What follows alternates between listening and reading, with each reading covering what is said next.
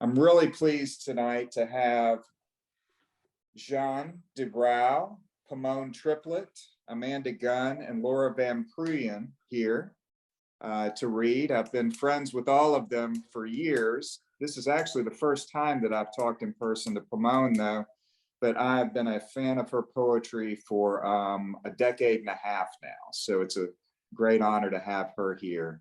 I met Laura and Jehanne at Sewanee, I believe.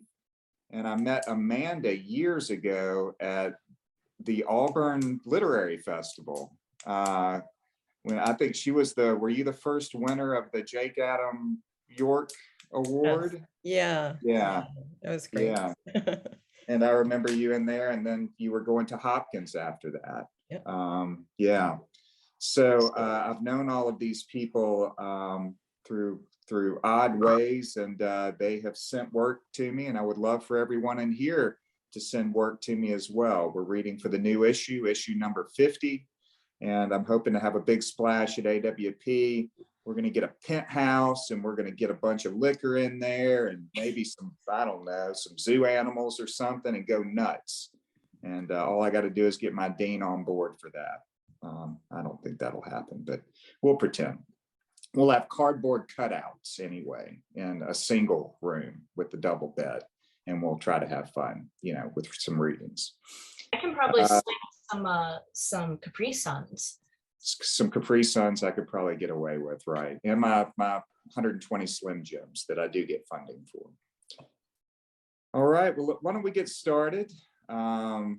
Got a couple of wonderful interns, Keisha and Gabrielle, who are going to introduce the readers for tonight. And after the reading, I hope everybody will stick around to ask some questions. All right, so our first poet is Jehanne Dubrow. She is the author of 9 poetry collections, including most recently Wild Kingdom, and she has also written a book of creative nonfiction titled Through Smoke, an essay and notes. Her poems, essays, and reviews have appeared in Poetry, New England Review, Colorado Review, and the Southern Review. Currently, she is a professor of creative writing at the University of North Texas. Give it up for Jehanne Dubrow. Hi, everyone. Can you hear me okay? I'm really glad to be here tonight, and thank you, Adam, for inviting me to be part of this. And I'm so thrilled to read with 3 such wonderful poets. So I thought, because the war in Ukraine is on my mind right now, that I thought I'd read a mixture of poems, a few from my book, Red Army Red, which is a collection about my childhood in communist era Poland.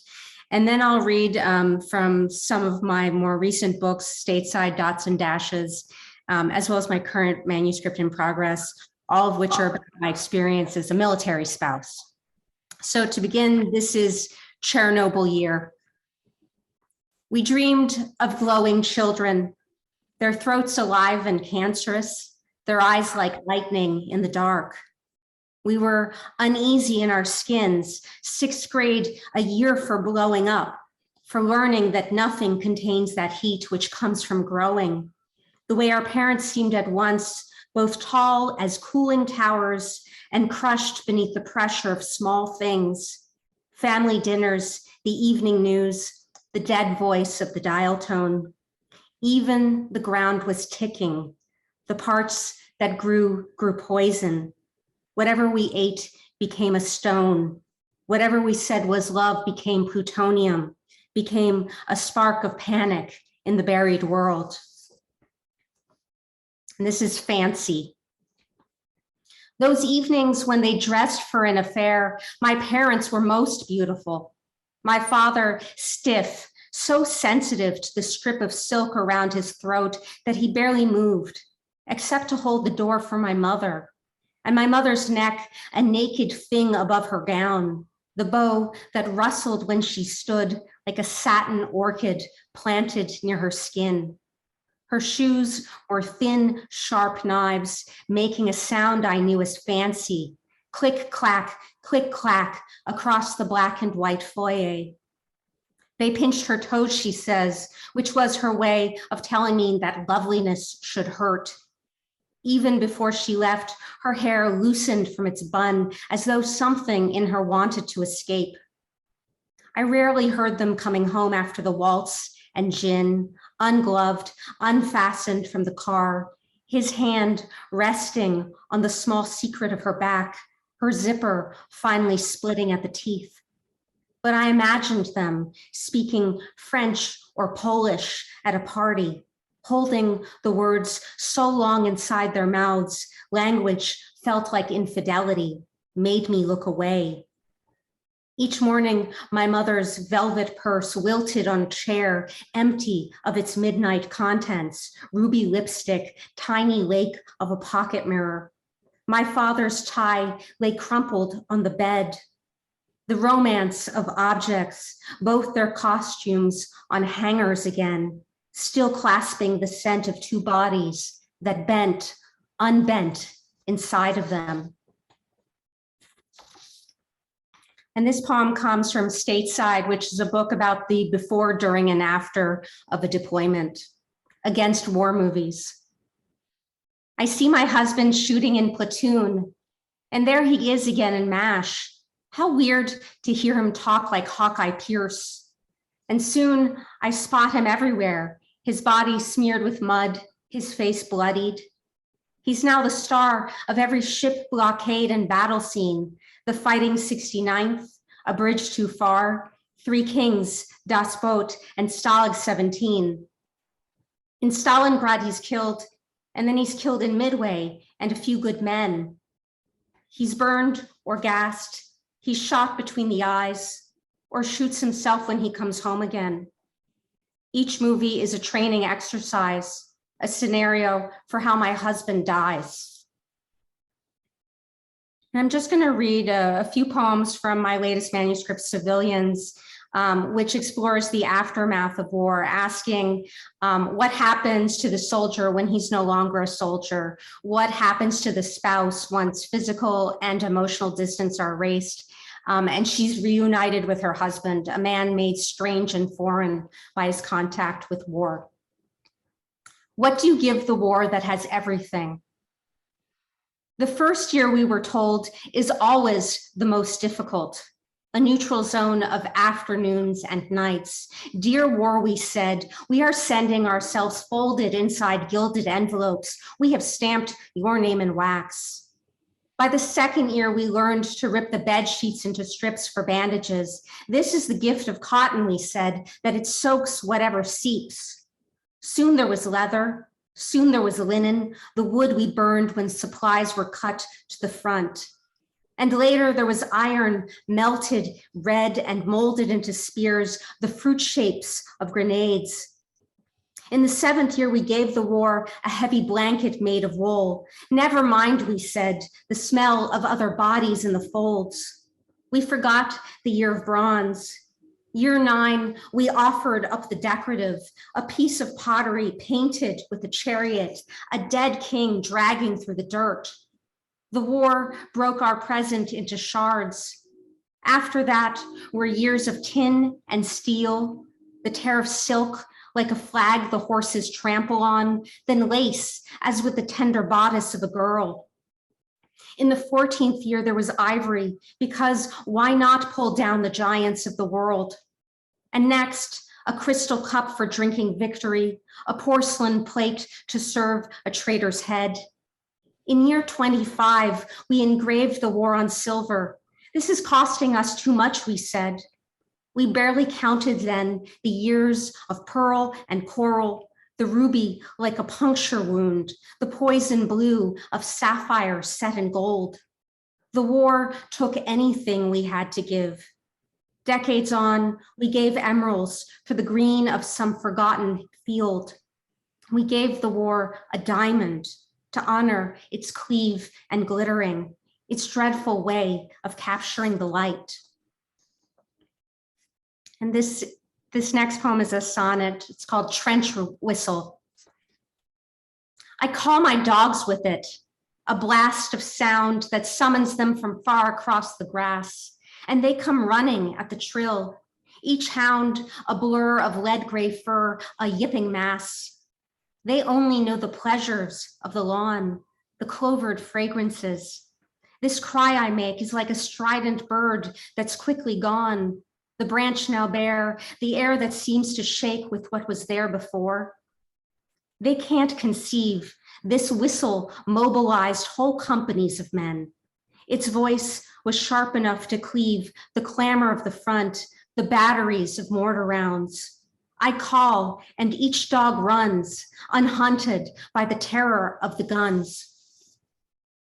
And I'll end with this little poem, which is maybe the only pandemic poem I've ever written, or will write, I hope. Pledge. Now we are here at home in the little nation of our marriage, swearing allegiance to the table we set for lunch, or the wind chime on the porch, its easy dissonance. Even in our shared country, the afternoon allots its golden lines so that we're seated both in shadow on opposite ends of a couch and two gray dogs between us. There are acres of opinions in this house. I make 2 cups of tea, 2 bowls of soup, divide an apple equally. If I were a patriot, I would call the blanket we spread across our bed the only flag. Some nights we burned it with our anger at each other. Some nights we welcomed the weight, a woolen scratch on both our skins. My love, I am pledging to this republic for however long we stand. I'll watch with you the rain's arrival in our yard. We'll lift our faces together toward the glistening. Thank you.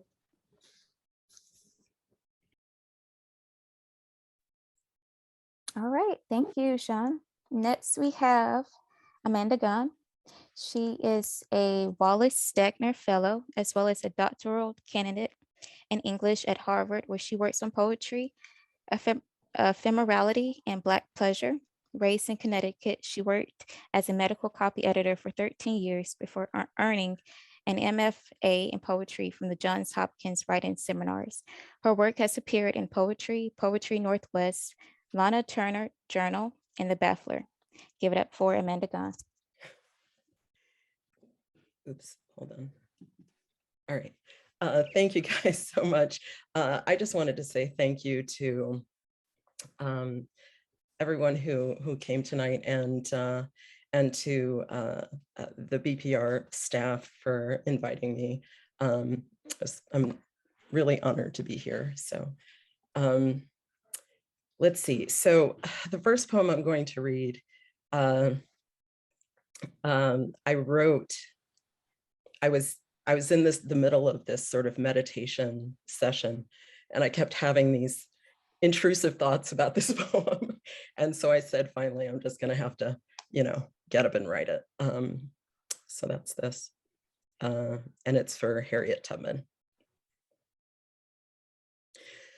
39 objects at the Smithsonian, and now your face on the dollar you dared to subvert, covertly moving in the marsh, mud slalom, old boots or none, guns and fire and nigger, I'm coming for you, nigger, I'll have your black hide, nigger, I'll bleed you like a pig, nigger. Sister, sister. I meditated you here from a pillow, white cotton and soft. I brought it back to the breath, and the breath brought me you, my mind unrested. What doubts tested you?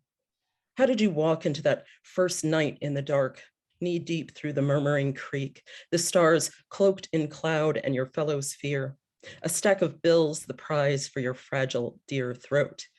Bills weighed against your body on God's damned scales. Memory fails. I recall just 3 things from the tongue my lover taught me, 3 things her love bought me. Hello, I love you. How much does it cost? What did having, holding cost? Leaving him there too. How many 20s would have bought you?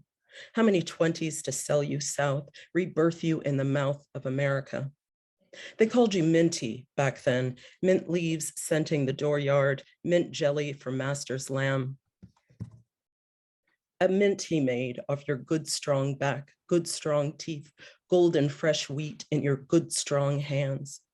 Yesterday I gave away a 20 on the street. a Jackson, an accident of birth in my pocket, and the woman's face like a torch caught light. I turned my head, still and always insufficient to the day, shamed to have praised my own self. Oh, Harriet, woman most equal to your time, you hover there above my hewn fine desk, dark, deadly, dead and alive, knife keen and waiting and resolute, not knowing me or needing me, just wanting, perhaps, that war pension raise, that cool 20 you were promised from the house.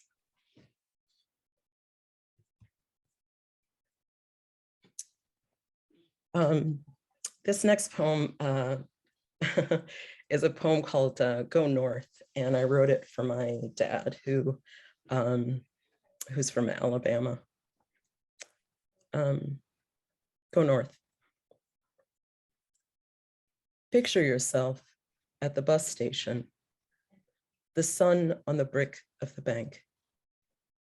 Imagine real dollars in your pocket, a satchel full of chicken and pound cake, a slide rule cased in leather.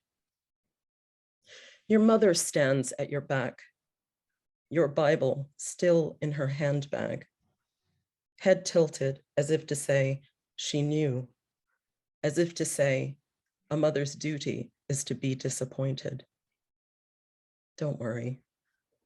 Her sister will still meet you in Chicago and show you where to find warmer shoes.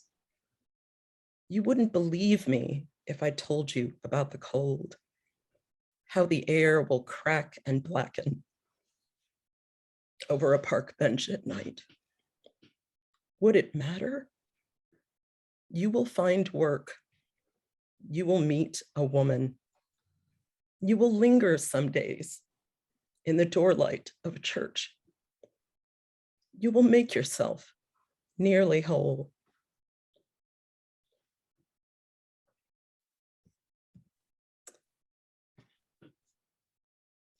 This next poem is called Ordinary Sugar. And I sort of wrote it in homage to all the women in my family, the elder women in my family who passed down their wisdom.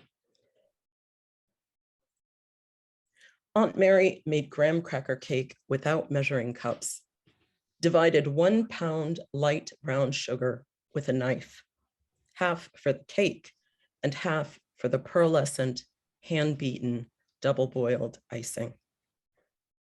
Aunt Erlene made yellow cake with frosting of real fudge, 234 degrees and all slow cooled, poured just before the rapid and irrevocable hardening. Ordinary sugar coaxed to its epiphany. An heir to their confectionery sleight of hand, I keep their notes pressed in a book and safe. Sugar is poison to my arthritic knees, but their recipes will rest nonetheless pristine, not spoiled with things that just seem sweet. I'll make savory dish out of what grows green, what snaps pleasurably, what must, after twice the loss of such women, be plenty. Of Grandma Maddie, sugar alchemist, it is said, if they were all she had to hand, she could make sweet potato pie out of russets, seduce their pale starches until they tumbled into caramel. What the loving, living tell. I remember her gleaming glass eye, her pregnant wordlessness, her spinning through the kitchen hot and fast. To the ruthless manic canning, putting by, against memories too near starvation, the machine in her belly built to last. I do not have preserved in my book how she seasoned her pear chow chow or trapped the summer gardens her labors made lush. I know only that she fed the earth her eggshells and morning coffee grounds, that she harvested continually and in fullness, the tender skins near sugar, near breaking, always before the chill. Not one bite lost. She'd mastered in a life how to grow a winter meal, to till, to weed, to water, to tend. Learned how, I hope, to be satisfied. Help me, Lord, to be satisfied. I was born impatient under a vibrating star, but my mother taught me gently before it ached us both to stand, how to slice fat into cold flour, sprinkle ice water by tablespoons, form a perfect discus of dough without touching it, unfurl the crust from a good French pin, brush with milk, a proper flute, taught me too how to discern and sort and sugar down the fruit, and when to fill the plate and when to wait instead for the juice to come in.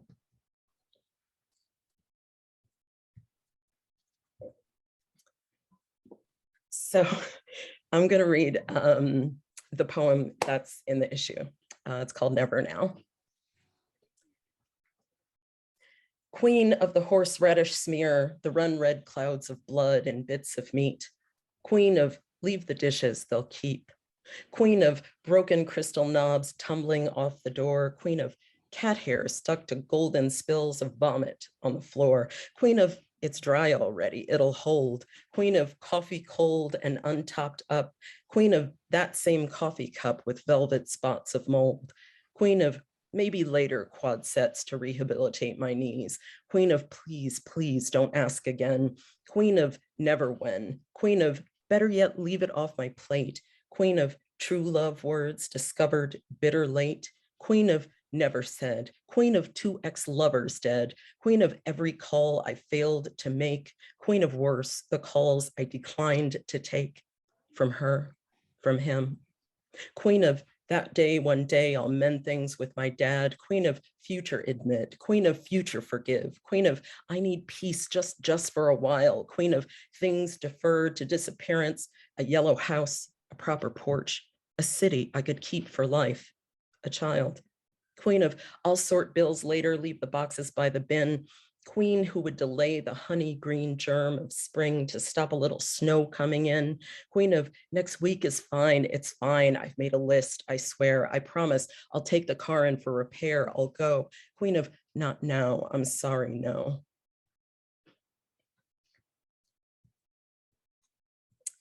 And this is my last poem, which is, my table is very movable. This is an elegy for, I'm just going to read it. It's an elegy.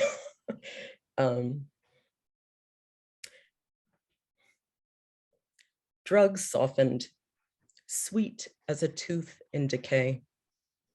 Child I won't, didn't have, baby boy grown older than me and dead now. Oil slicked, furred warm soul, creature created low, boxed out of the light of God, like so many of us from our fathers. A prayer for you. Find Kati, your pagan patron, gourmand saint, our just lost too long love. Something couldn't let me replace, nor while she lived, let go of. She will see you rough rubbed, see you proper fed, fed fine.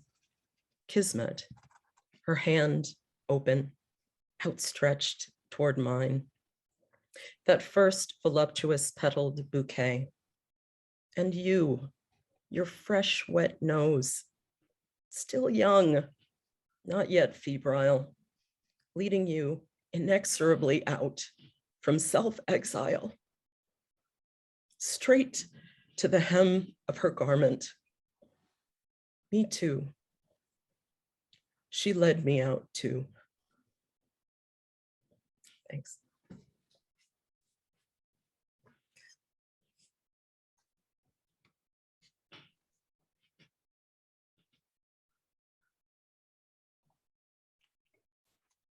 All right, so our next poet is the author of The Price of Light and Ruining the Picture.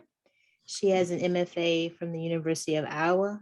Now she teaches at the University of Washington and the Warren Wilson MFA program for writers. Please welcome Pimone Triplett.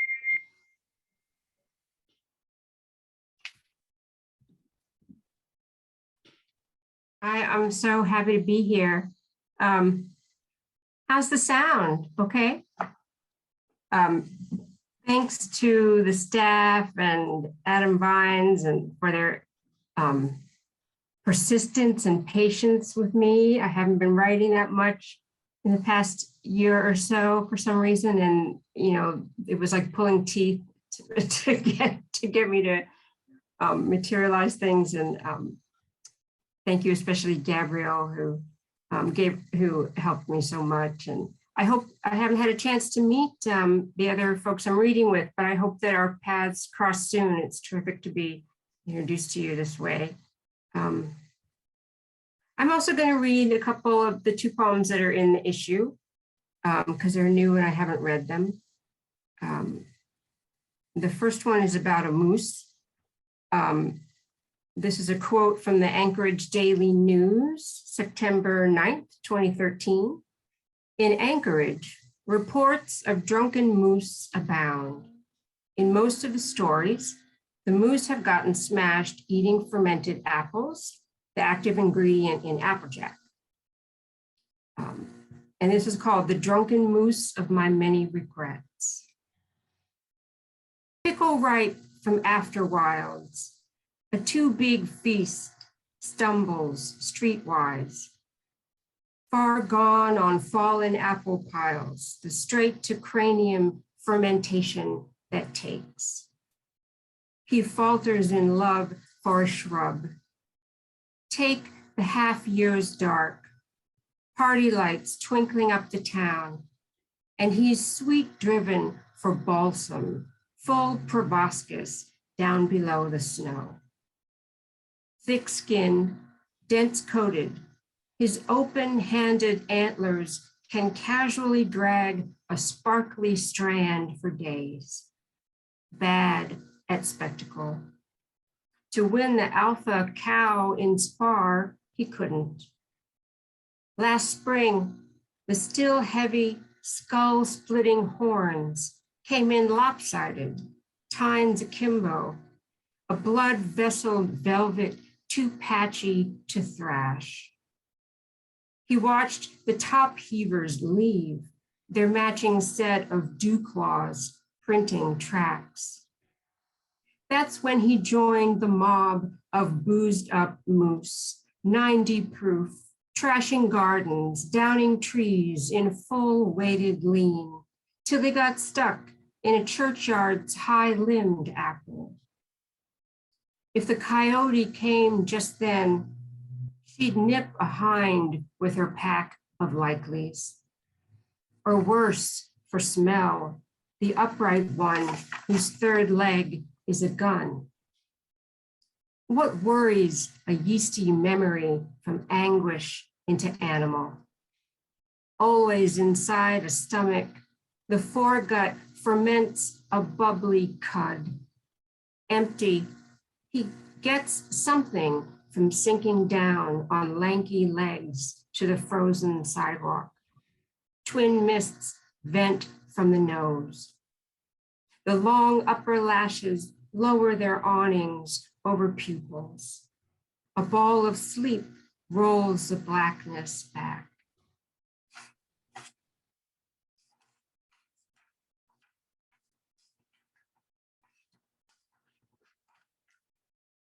I do have a kind of a pandemic poem. This poem is for my son, who was 15 when I wrote it. There's a mention of a fairy circle, which is what the sort of ancient stone circles that are in Ireland and lots of other places that are sort of the shabbier cousins of something like Stonehenge. They're not marked. They're just, everyone knows they're ancient. It's just up there. It's a fairy circle. It's magic. It's just there. And this is called Neolithic to 2020 AD. for Lucas at 15. Year you learned how humans grew up. Ancient man's brain torque went twistedly inner, newfangling the hippocampus until he could make fear his own, fasten to the highest field he could find. A signal, his circle of stones. The old gods and mouthy stars jabbered their whatnots in the all dark, saying evidently, only the hardest jobs count and the biggest boulders really do belong uphill. Saying only shape in its sweat can invent entry or aim. They made a sunbeam slice through fissure each morning of the longest day, because the year's rhythm also is a bit of form cut into time. Plus, you're made to imagine that instant, its look of light angling at more incarnation. Maybe everyone back then at work, hoping the human grunts could lift like so many whole notes of here I am and hallelujah into a hollow sky. I went there once. The place called a fairy circle wasn't marked. I sat on a rock, once sacred, ground down now to a low bench. Cold beneath me, unforgiving. You know this already, son. You've tracked the years in between, the buildup of eons and dirt, the open field cornered by crops, muttering all mine, a million stalks planted in place and every seed needed, nothing to share or squander. With us, them starting to settle in the DNA rivers, mindset minding its own setting, marking this plot to come true where a meaning gets made to sit up straight. Listen, love, just speak up. You feel you're old enough to bear the world, our cave, house, city, tower, the upper floors and the lower, the tally of locked doors fit to a grid with permits for parking, rules for who gets to eat first and best. It's your turn, of course, to skip a pebble across the surface of the long watered down point of view. My son, my only. When I hear you in your room lately clicking on the histories because you want to give your gift of attention to that ruin or this, I can't fault your closed door, scrawled do not enter, or my own circling the hallway outside of your not wanting anymore to belong to the here that is. Dearest, take all there is. Your laptop, your slab of era, cursor aiming its tiny arrow at the curses of a year, years, sickness and distance, the infinite deadly divides. I'm out of place. I'll never know what's lost or what fissures through you. They say the stars have moved since whatever pleased the oldest intended. At dinner once you asked us, what am I? There was a tribe of cells inside me that grew and grew into a hill, a door. Don't worry, I won't knock. Look up ever after. Be civil, sing your stone.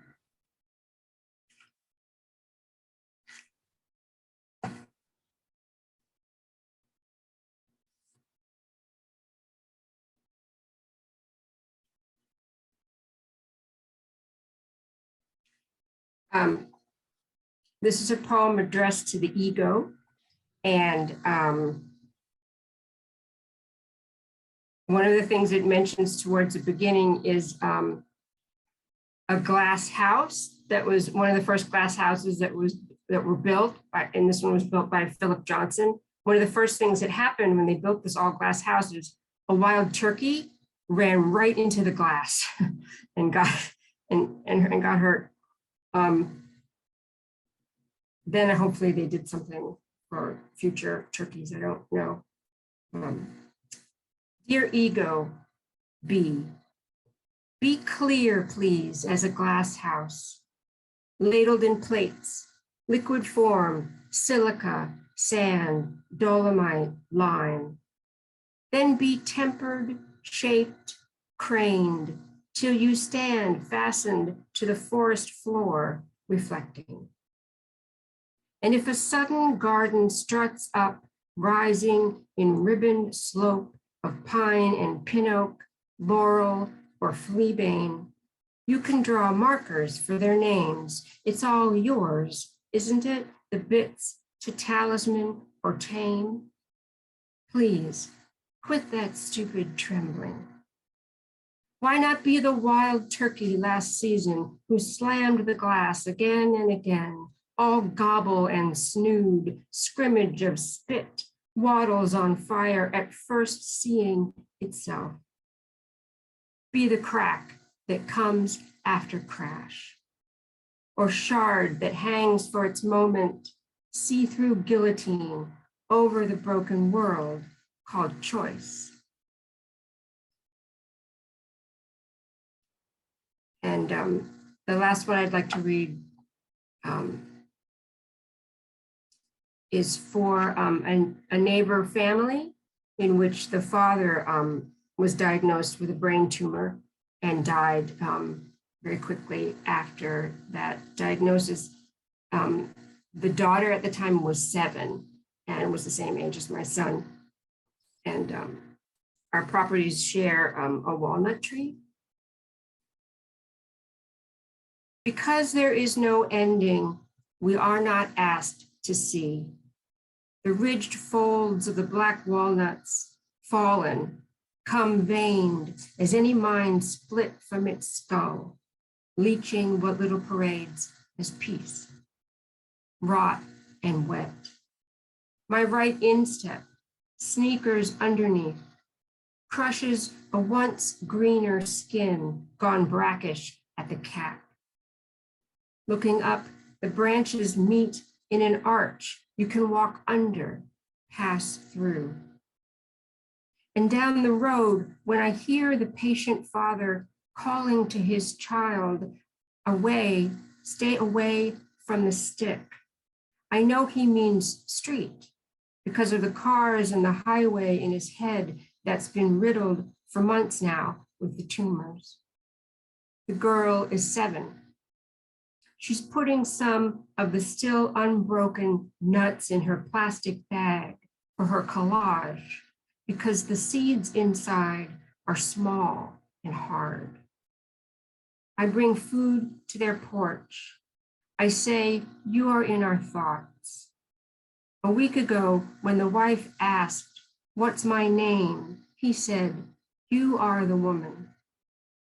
She says it started with a pounding in the temple.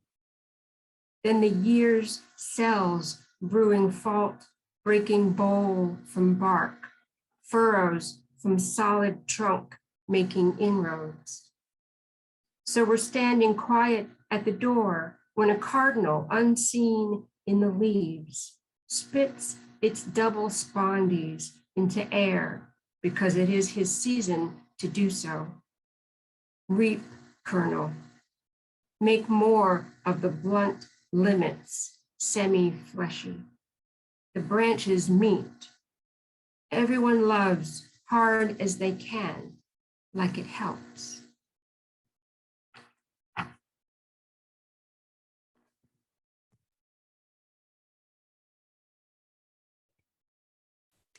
Thank you, Pimone. So our next poet is the author of Francis of the Wider Field, Our House Was on Fire, and Inkblot Altar. She has over 20 years of experience in teaching poetry and writing in a variety of academic settings, including Dominican University and the University of Illinois at Chicago.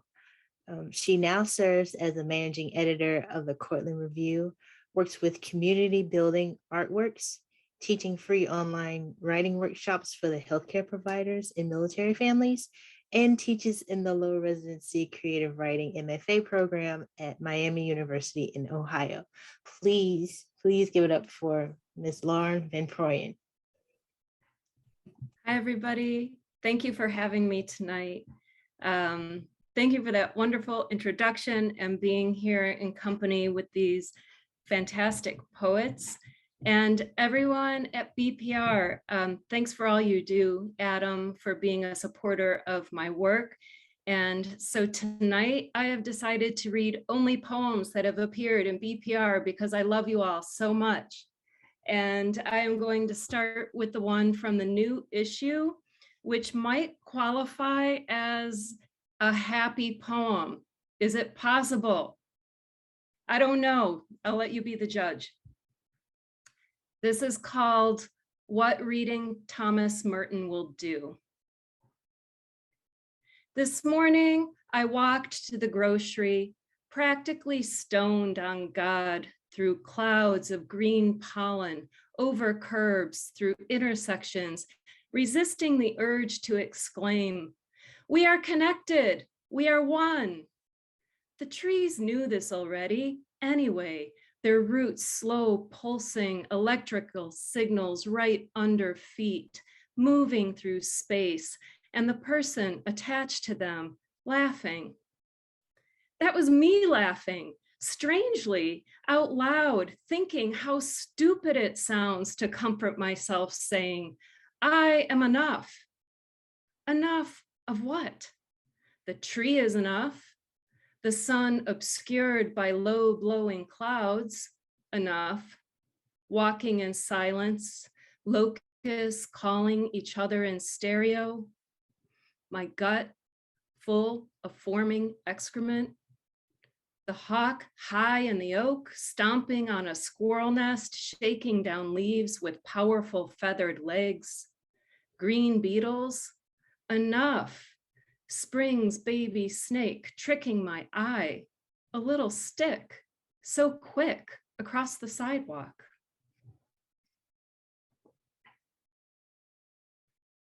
If you've never read Thomas Merton, I recommend like the essential Thomas Merton writings that might just make you believe that we are all connected and all that awesome. So, and the next couple of poems that I wanted to read, I want to thank Adam for support of these poems that appeared in my book called Francis of the Wider Field that came out in the middle of the pandemic. But these poems all appeared first in BPR and now they're in my book. This is called Head of Clover. Inside my mother's head of clover, we find a wider field, thicker, ruddy air, and a girl standing by the road. She is the one who lost her mother, the one who as a baby had her face scrubbed, a gold bracelet fitted around her fat little wrist. What a clean, motherless baby with patent leather shoes. The girl's legs are long now, and in the open, a speck on a wide horizon. She rolls the cuffs of her jeans. She pulls out her bike. Plowed rows haven't yet been planted. Crows haven't yet come to pick the seeds. Does the girl ride? Does she cross the creek, head to town? Clover, so much clover, pushes out dull white blooms. It must be afternoon.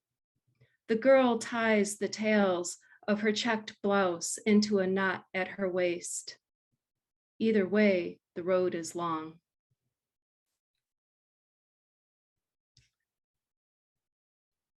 So the book, Francis of the Wider Field, a lot of people like to ask me like, who is Francis? And usually my response is, what is Francis? because it's kind of not a who. And although it is a who, it's all kind of things. And this poem is called Rush of Pulse and Song. And so these next two poems, which actually I'm only reading two more because I really wanted to like keep it all BPR with me tonight. And so this is called Rush of Pulse and Song, and Francis here appears. Sometimes I hear a song and lean against the counter, forehead in my hand. What happened to afternoons tapped with rain and whiskey? I have a room in my head, wild horses playing as I taste my lover's kiss. Frances in the window waves her arms, twisted with veins that could circle our planet twice. What good are capillaries if stretched 50,000 miles? I understand pulse. I hear the rush in my ears. Frances, on her back, pumps her legs in the air to get the blood moving. Make hay while the sun shines, she says. What hay? What sun? I pour a drink and curl my tongue, a soft funnel so I won't burn my throat. Frances climbs the ladder in my ear.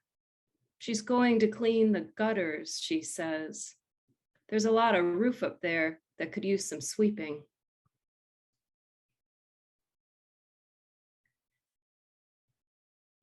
And I'd like to actually just close with this one because I think that it kind of hangs there in the air on its own. I mean, it's in the heavens anyway. It's called Francis of the Pleiades. And thank you again, everyone, for being here, and thanks for like hanging out and listening to poems tonight. Francis of the Pleiades. The afternoon has grown quiet, Francis. My cat's ear turns toward the sound of chimes. If I said God is in the air, I could as easily have said the child's uncreased face is a revelation. What does it matter to you? You're the jingle of keys. You're the motorcycle revving a block away. See, today was full of auspicious signs, and though you never believed in stars, it's you rising as my neighbor scuttles home from work. Is it wrong to say there's something luminous in my blood? Is it possible that the girl who buried the gecko covered you with stones? Francis, of all things and of no things. Don't get angry when I sing the wrong words. Don't forget the peppermints, white as stars wrapped in tissue. Memory cannot undo the future. Francis, if I said, tonight I thank the seven sisters, it's really the blue dust of God between them, or you. Thank you all. Thank you so much, Laura, and thank you to all of our readers. Such amazing work, and thank you for entrusting BPR with your poems. We are so delighted and honored to have you within our pages. So for those of you that don't know, I'm Haley Cotton. I am the managing editor of the Birmingham Poetry Review. I've been tied to the magazine for about 10-ish years now in one form, fashion, or another. And I will be moderating our Q&A for this evening. So we're going to go ahead and open up the floor for questions. If you want, you can just go ahead and unmute yourself, or if you don't want to talk, you can drop it in the chat and I'll ask the question for you. So, and I'm gonna go ahead and open up by asking our readers, how did you come to BPR? How did you discover the magazine? What led you to us?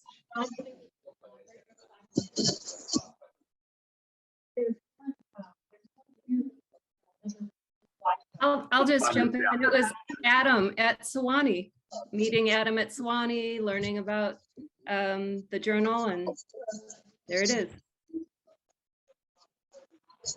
Yeah, me too. And I think Adam's bourbon helped probably the situation as well.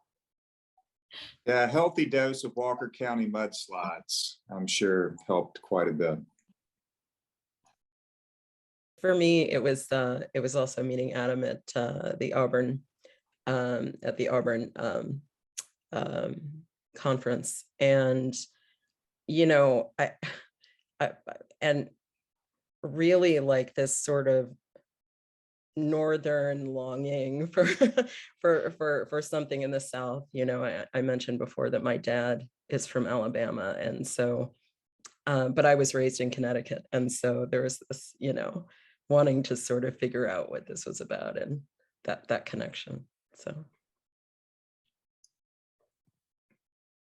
Came to it through Adam, who I think just reached out, but we hadn't met, and I was so honored. And also through Greg Frazier, who is, I don't know what he does exactly. He's a friend of the magazine, right? A friend of Adam and a friend of the BPR, wandering editor. He's our features editor, but I think we need to change his name to wandering editor. Editor at large, whatever. I like wandering. I like it. Okay, so does anyone have any questions?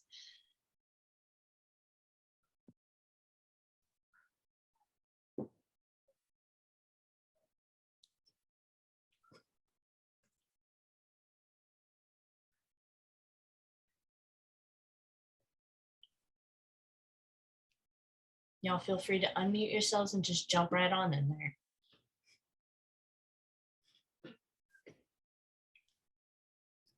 So I don't have a very good sense of how you get, like, when you put together one of the reviews, how do you go about selecting your poets and all of that, and how do people come to be featured in it? Adam, you want to answer that one? Sure. I'm a dinosaur, a caveman, so I still only accept work by postal. So I love to open up envelopes, and we have a lot of paper that goes across the desks, as Gabrielle and Keishace can attest to. So I have 6 or 7 staff members who will look at the poems.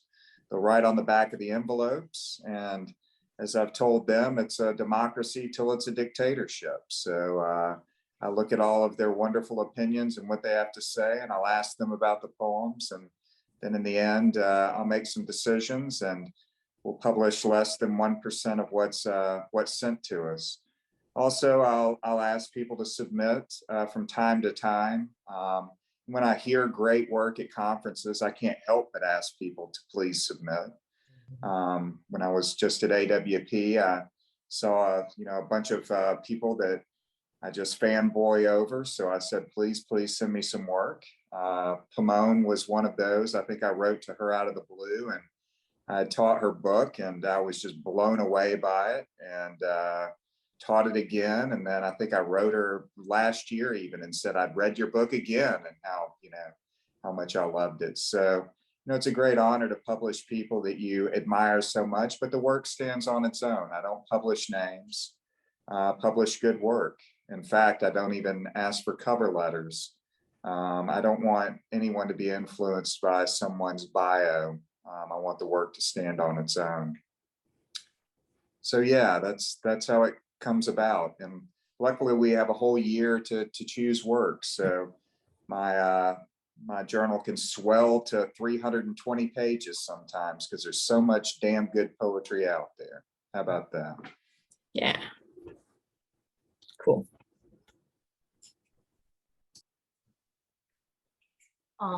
As readers and poets, what are you reading right now? So what poets are you inspired by, or what are you reading outside of poetry that's informing your work?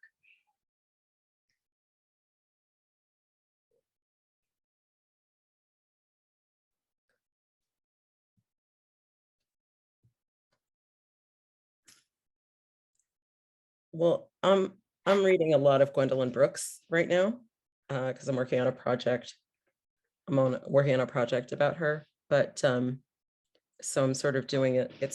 She's one of these poets who you're sort of shocked to find that she doesn't have a collected. So you kind of have to dig and dig and dig through all these like small presses, which she chose to publish with for a reason. But you have to kind of dig to get all her work in one place. So that's what I'm excited about right now.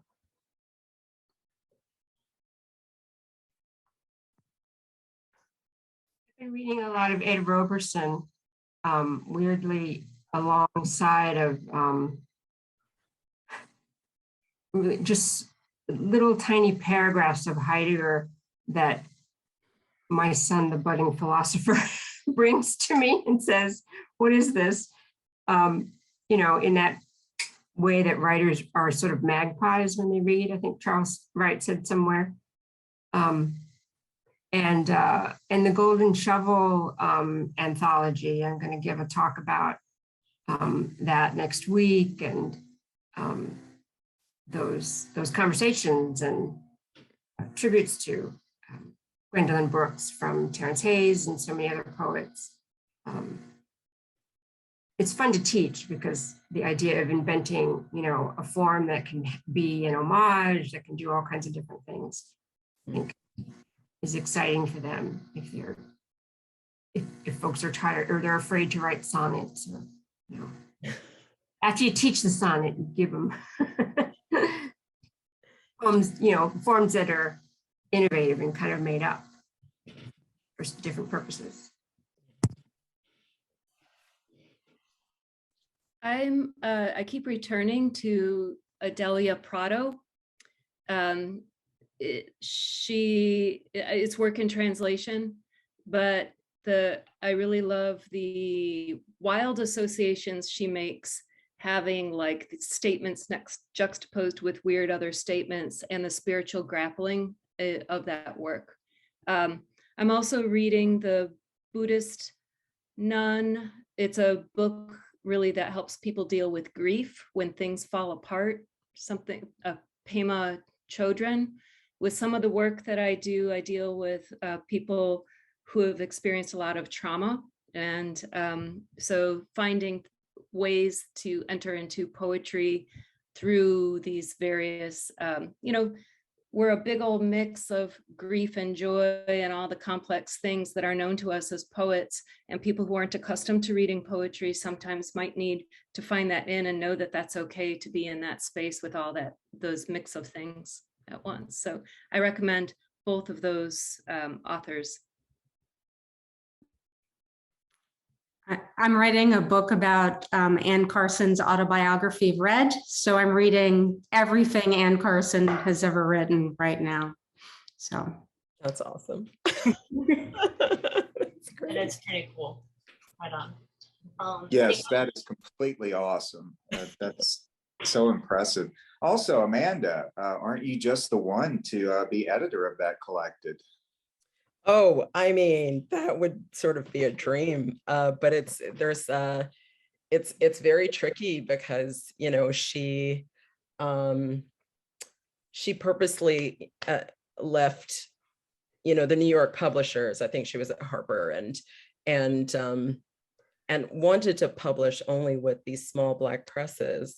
Mm-hmm. And so there's all of these conflicts over, you know, people not wanting to give up their work Rights to that, you know, the rights. And so, but ultimately, I don't know, it just hurts me that there's no beautiful collected of her work. I'm working on a dissertation now, my PhD dissertation for on her work. So.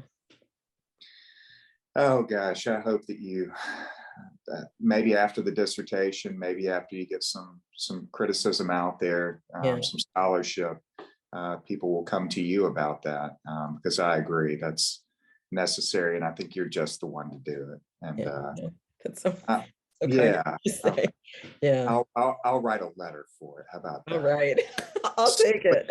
A silly letter from Birmingham from a guy named Adam Bunce. They don't know. Right. I'll do it anyway. Great. And Pimone, I love the Golden Shovel anthology as well. I wrote the reader report for that. So I saw it in manuscript form before it came out. And I was just thrilled with it. I was so excited with that. And I'm so glad that it's, it has been just a bestseller for Arkansas. I mean, it's been a great, great book for them. And I know a lot of people use it in the classroom, which is fantastic. And, Gwendolyn Brooks. I saw her when I was 21 years old at Samford University. And they had no idea what they had, and I was like, oh my God, and they had all of the students at Samford, which is a small Baptist college there, in the chapel because they had to be there.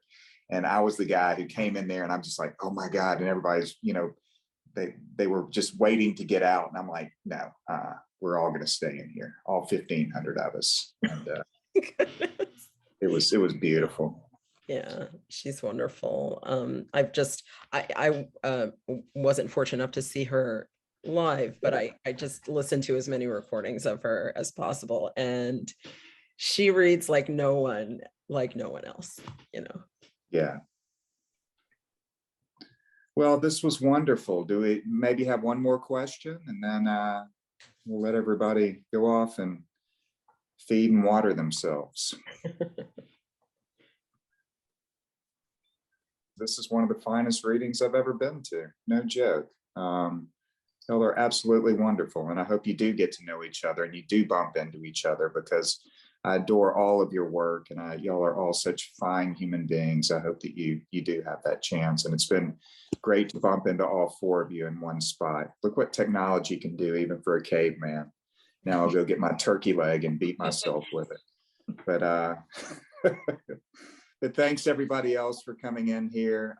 This is our 4th installment, and we're hoping that we're going to be able to do this every couple of months and bring people in from BPR and go out and buy these people's books and the future books that are going to come out. Let's support the poetry community, folks. All right, everybody have a great evening. Talk Thank to you you so soon. much. Thanks, Haley. Thanks, Gabrielle, and thanks, Keishays. All right. Y'all take care. Have a lovely evening. Bye. Bye-bye.